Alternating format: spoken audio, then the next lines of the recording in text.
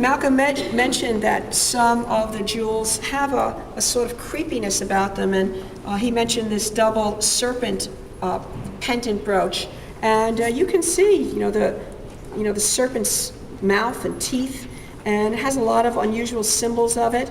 It has a rather odd feeling about it, and probably took a special individual to wear this because it's pretty unusual.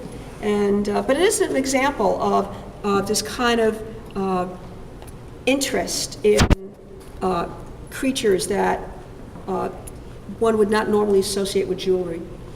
Snakes and serpents. We have a couple of finger rings with snakes and serpents. This piece here to me looks like it just comes right off of woodblock print. It's cherry blossoms, and if you look closely at the forms of the blossoms, which are molded glass, you'll see that there are buds, there are full blossoms, and there are blossoms that are beginning to die.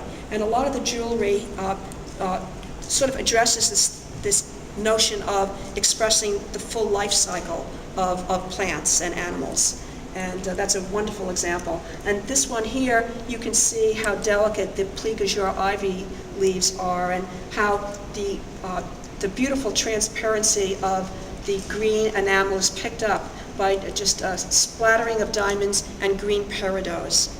Again, a lovely brooch.